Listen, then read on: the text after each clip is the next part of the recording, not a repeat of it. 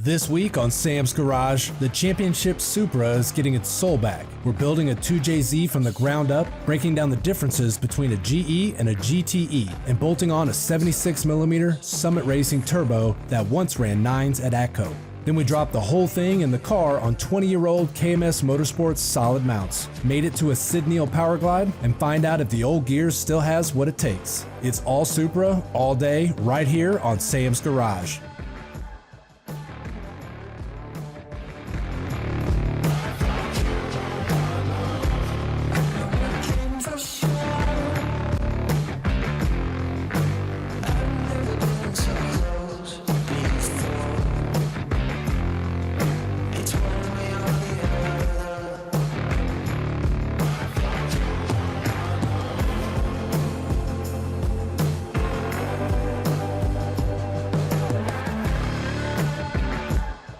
Sam's Championship Supra is getting its heart back. We're pulling a 2JZ GTE long block off the shelf, the same spec that ran 9s at Ep2, and building it right. Rear main seal housing, oil pump, front main seal, and oil pan. The foundation starts here. All right, guys, today is going to be a Supra day. We're going to be building a 2JZ to put back in my Supra. If you guys remember, we'll do a little recap. My Supra championship car from 20 years ago did the NDRA. I got a lot of beef back then, didn't I? Yeah. Everybody in the world called me and said, Sam, why aren't you at home with the kids? Well, she had everything covered, didn't you? I did. So we went racing, won the championship our first year, and here we are 20 years later. I made this car an LS 6-speed because I thought I was going to put it on the street. But then 2 years ago, we acquired Nopi.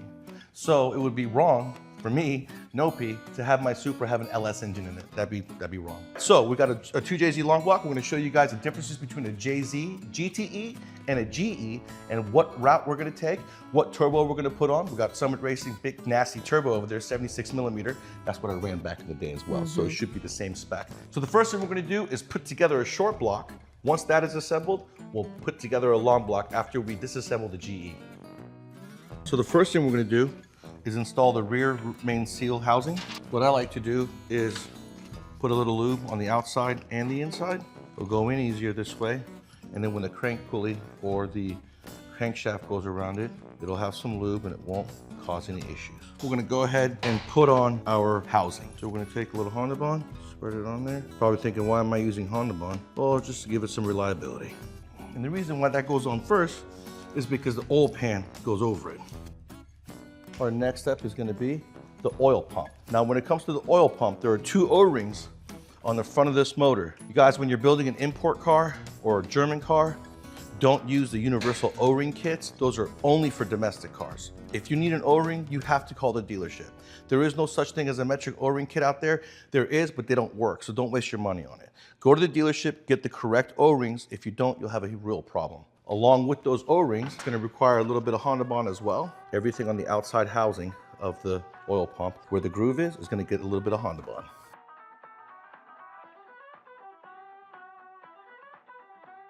So let's grab the oil pan. You can let it sit. RTV means room temperature vulcanization. And so therefore you give it 15, 20 minutes room temperature, it'll get hard on you. This is gonna be sitting for a while. It's all glue, except right here, there's an O-ring for the oil pressure. Very important. As I was going down, I noticed I hadn't put it in there. Here it is. I'm gonna put it right here. Very, very important O-ring. Now we can turn this guy around and put it on.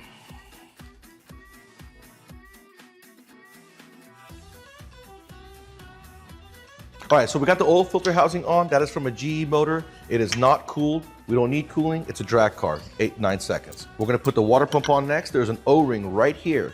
It's gotta come from the dealership. Very important. You don't wanna have any mishaps.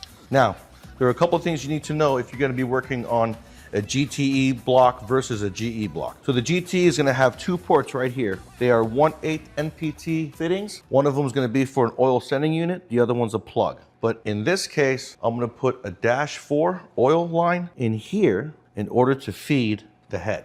So when we come back from break, we're gonna complete our long block and we'll show you the differences between a GE and a GTE.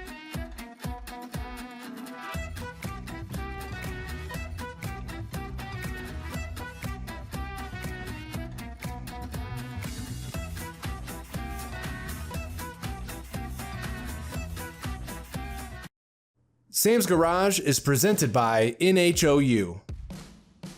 Brought to you by the following companies.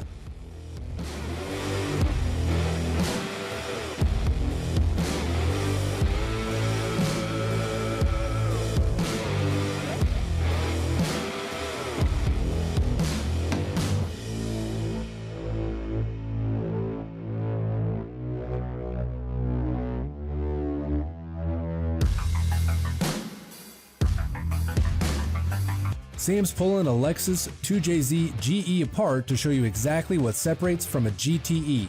Oil squirters, compression ratios, head gaskets, and sump position. The boost line rods and JE pistons are heading to the machine shop, and the NA head goes on with the timing belt dialed in. The Supra build keeps on moving.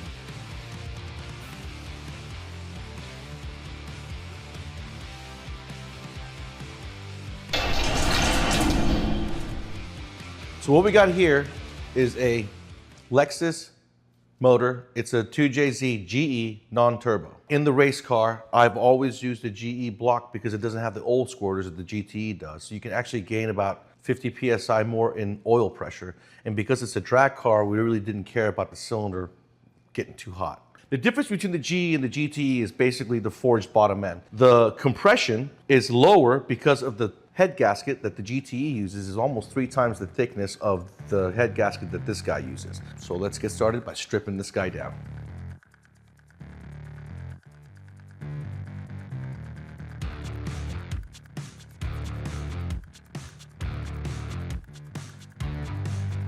So now that we have everything apart, you can see that the 2JZ GE and GTE are pretty much identical. The only difference is going to be the oil squirters, the oil feed on this side, and the variable valve timing banjo that's on the driver's side. Is that why the oil pan's in a different position? That's a good question, Julie. I was going to mention that. This is a front sump oil pan. That's a rear sump oil pan.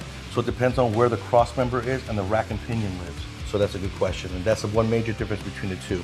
And then the major difference between a GE and a GTE is going to be the compression ratio. That's about 8.5 to 1. This is 10.5 to 1. This is a single layer head gasket. The OEM JZ GTE gasket is 3 layers. Now you can't put this on backwards or upside down. So how do you know if it's upside down? The holes will not match the cylinder. Oh, so there's only one way you can put it in? No, you can turn it upside down. We've done it. Right. Lock the motor up in 3 miles. Brand new motor. So you didn't pay attention to where the holes were? It was an employee of mine back in the day. I'm not even kidding. I can't say his name. He's probably watching, but it's Chris.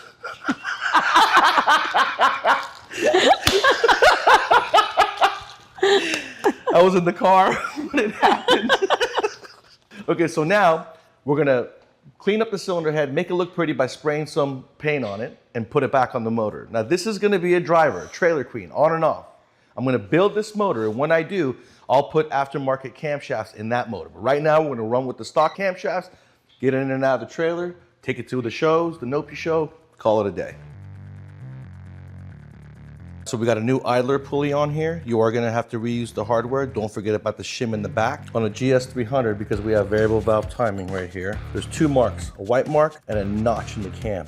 Little notch in the crank gear right there, straight up. There's 2 ways you can do this. 1 with the mark or 2 with the notch. I use the notch. Usually on the factory oil pump, there's a little dot that goes right there that tells you you're straight up. I know I'm straight up, so we're gonna put this guy on now.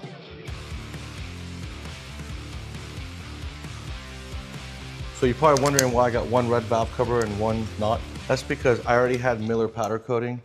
Powder coat this, my signature is red wrinkle. And so I didn't realize that when I was gonna do the NA head, that the valve covers are different because of the VVTi. So I'm gonna get turbo VVTi valve covers and it'll look good towards the end of the season. So what we're gonna do now is finish up putting our valve covers on. And then when we come back from the break, that's when all the cool stuff happens. We're gonna go ahead and put on our exhaust manifold with our Summit Racing turbocharger and wastegate, and we're gonna put on the intake manifold and then put it in the car. So we're gonna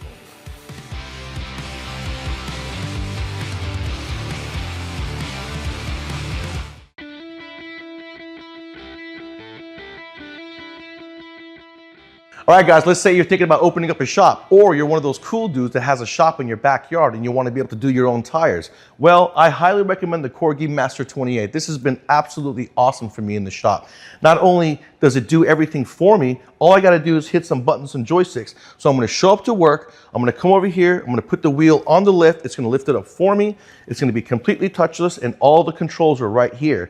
Let's say you come to work, you don't want to do anything. They have another system just like this where you hit the button, puts the wheel right there and does everything for you. Lift assist and all. The balancer, same thing. It's got lift assist, meaning you don't have to lift that wheel up. Some of these wheels are over 100 pounds, guys, and it gets tiring having to do a bunch that day. So you don't have to lift it. You lift it up by the machine, you put it on there, you balance it, you're ready to go. So if you guys are looking for an awesome machine that does your tires and your balancing, and you don't want to strain yourself, and you want to make it quick and easy without damaging the wheel and costing yourself money, I highly recommend the Corgi Master 28 and their balancer.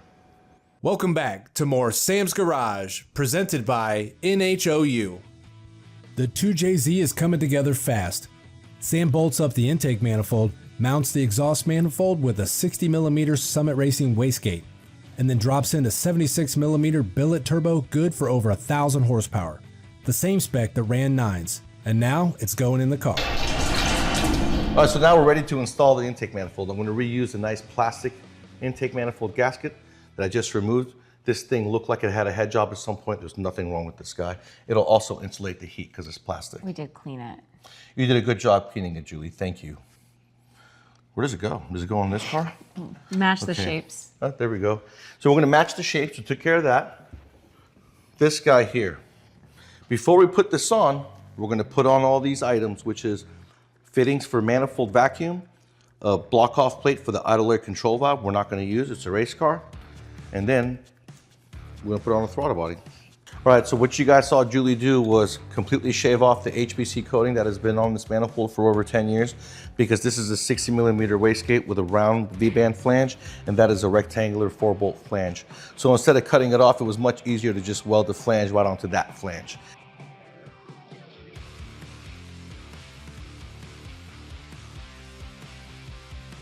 Making sure there's no air gaps. Take a flashlight, go around your bead, because that's the one place you don't want to leak. You want no leaks before the turbo or the wastegate. That's going to cost you horsepower. All right, so we've got a 60mm wastegate from Summit Racing. It's going to do really good for us. It's got different springs as well. You can make it higher. You got a port on the bottom for the wastegate itself. You got a port on the top for the boost controller. All right, that's going to go down here. I don't know whether it's going to fit in the car yet. Okay, so we won't know until we put it on. Okay, and the turbo itself, we got a big fat 76mm turbo, 1.25 AR housings, good for 1,050 horsepower. And you know, we had to run that back in the day. This thing ran 46 pounds of boost, and we ran 2 shots of nitrous, one 150 shot direct port to get you out the hole. But once the boost came on around 28 pounds, I'd shut that off. And then we had a button for the end in case homeboy was next to us, so we can hit the button, okay? So what we're gonna do, because the turbo is so big, I can't get to this bolt right here. I'm going to separate the exhaust side from the compressor and bolt on the exhaust side, then put it back together and reassemble it. All right, it's a very nice turbo. We got a 3.5-inch out, 6-inch in, billet wheel. It's gonna spool up a little bit faster than the old days, probably around 6,000 instead of 7. So if you notice right here, guys, you can't get a bolt in there at all. So there's room, if you use one without a shoulder, to go from the bottom up and put a nut. Or you can get a stud, put it in, and cut it to where you just get a nut. All you need is 3 threads. But this is testing right now. We're not done. We're gonna worry about that later. Okay, now we're gonna try to get this guy on this guy. It's gonna be difficult, okay?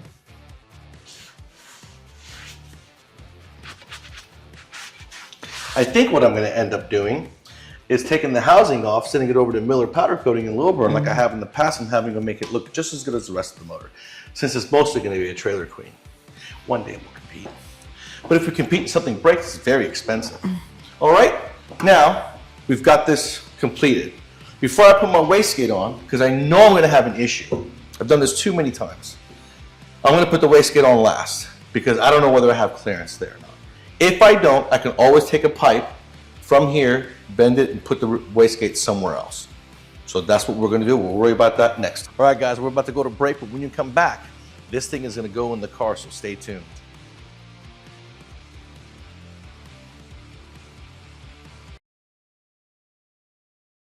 Sam's Garage is presented by NHOU. Brought to you by the following companies.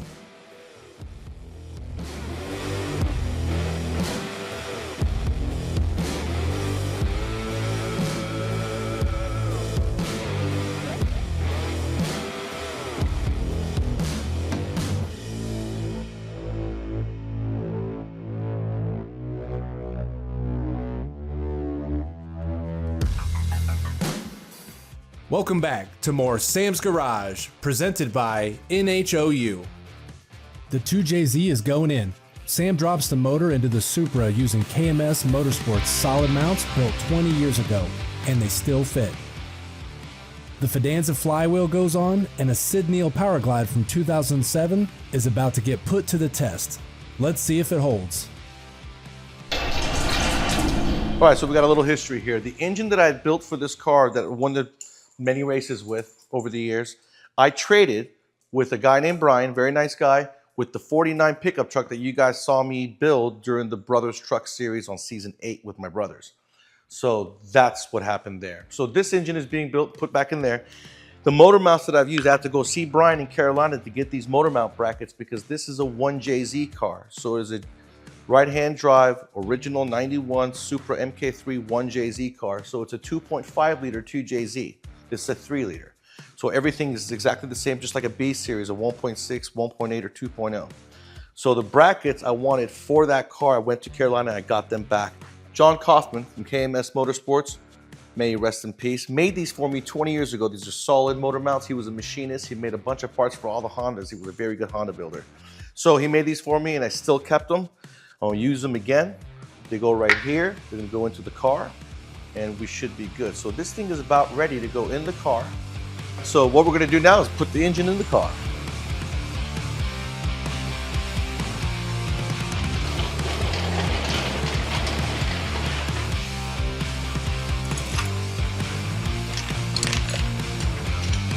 Gotta use my hand. Okay, stop.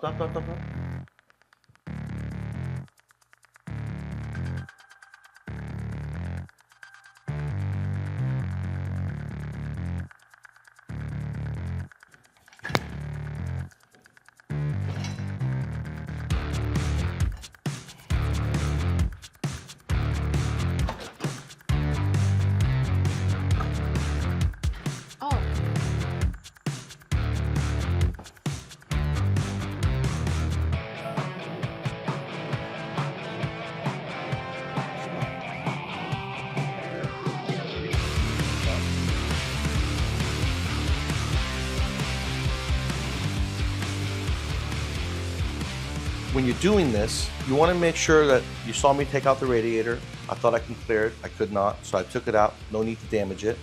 And then you want to make sure that when you're putting your legs underneath the car, that the legs have room to go underneath the car. Right when we got the motor in, I had to pull the engine hoist out because it was resting on the hoist's legs. Yes. It's not going anywhere. Okay. The turbo's resting on that. Is resting on that. We had to remove the compressor side of the turbocharger because it was way too big. The worst part about all of this is that Brian from Victory Motorsports was correct earlier when he told me the turbo was too big. I said, you didn't know what you're talking about. But he did. So it's too big.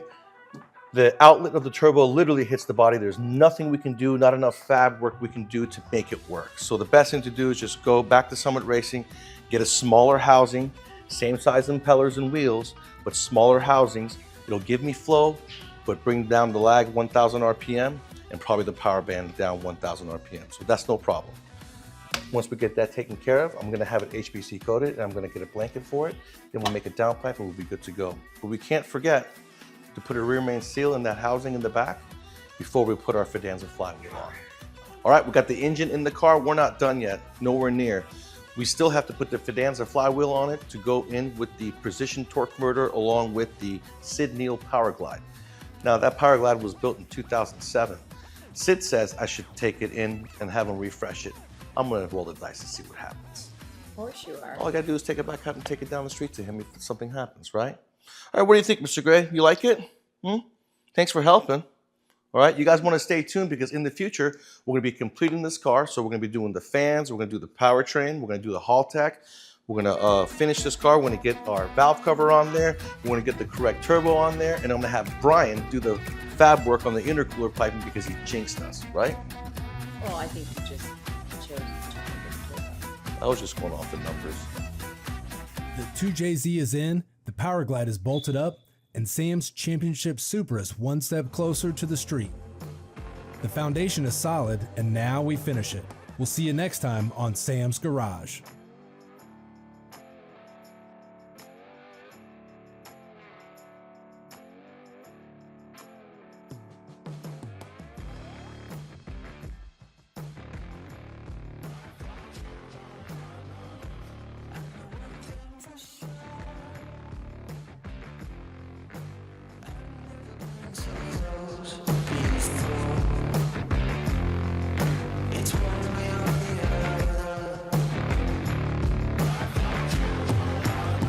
Be sure to check out Sam's Garage on these other media platforms.